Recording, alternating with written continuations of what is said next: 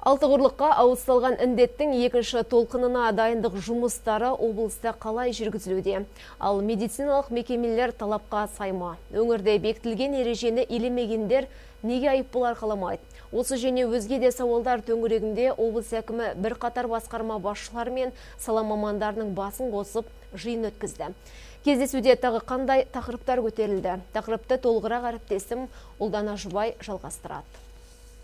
Бүгінгі күні өңірде эпидахал тұрақты деңгейде, бірақ бұл босаңсуға болады деген сөз емес. Өйткені кеселдің келесі кезеңі маусымдық тұмаумен қатар келуі мүмкін деген қауіп бар. Сондықтан тәштажал төне қалса, сақадай сай болуымыз керек. Жиында осылай деген облыс әкімі бүгінгі күні өңірде пандемияның екінші толқынына дайындық жұмыстарының қызу жүріп жатқандығын алға тартты. Жалпы екінші толқындағы науқастар үшін 2530 төсек орны дайындалуда. Оның ішінде 253 реанимациялық төсек орны. Мамандардың сөзінше, егер ауруды ауыздықтау қиынға соқса, яғни індет қызыл деңгейге өтсе, онда Шу, Қордай, Байзақ және Тұрар Рысқұлов сияқты бірқатар аудандардың орталық ауруханалары қосымша берілетін болады.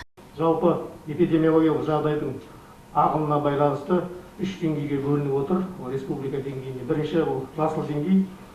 Бұл жасыл деңгейде біздер 750 кереуетті іске қосып жұмыс жасау жоспарлап отыр. Бұл жаңағы жұмыс жасап тұрған инфекциялық аурухана. Екінші Жамбыл облыстық көп салалы аурухана, онда 300 кереует, 30 реанимациялық кереуетпен және мына перинаталдық орталық қазіргі инфекциялық ауруханаға реконструкция күрделі жұмыстар жүріп жатыр. Енді оны мына қазан айының басында жөндеу жұмыстарын аяқтау жоспарлап жатырмыз. Бүгінде кесапат кеселмен күрес қарқынды түрде жүргізіліп жатқанымен ережені елемейтіндер саны сейілмей тұр. Әсіресе той-томалақтың тыйылмай тұрғандығы өңір басшысының шамына тиді. Ең сорақысы шектеу шараларының енгізілгеніне қарамастан демалыс күндері жұмыс істеген мейрамхана, монша мен сауда үйлерінің иелеріне жауаптылар тарапынан айыппұл салынбаған. Бұл ретте Бердібек Мәшбекұлы өз ісіне салғырттық танытқан мобильдік топтардың жұмысын сынға алды. Айта кетейік, қазіргі күні талапқа бағынбағандарға 177 әкімшілік хаттама толтырылып, 24 миллион теңге көлемінде айыппұл салынған.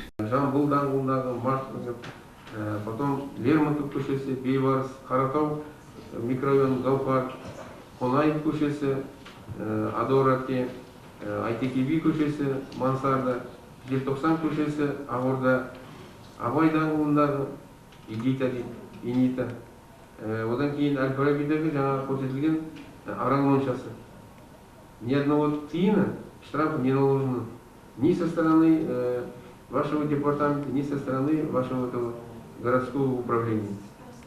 Жиын барысында талқыланған тағы бір мәселе дәрі-дәрмек қоры болды. Өйткені өңірді дәрімен қамтамасыз ету бойынша әлі де шикіліктер байқалады. Мамандардың сөзінше 2 айлық дәрі қоры жасақталғанымен кейбір дәрілік препараттардың келуін келесі айға дейін күту керек. Сондай-ақ кей аудандар әлі күнге дейін дәрілік заттарға сұраныс бермеген. Өз кезегінде Бердібек Мәшбекұлы індет өрши қалса бұрынғыша дәрі іздеп сандалып кетпеу үшін жауаптыларға жағдайды қазірден бастап қолға алуды тапсырды. Қазір енді ауданның әкімдері ойлап отқан жоқ, бәрі әсіресе жаңа айтылған Байзақ, Мерке аудандары. Ертең дәрі болмайды. Жаңа айтқаным соға барып көру керек.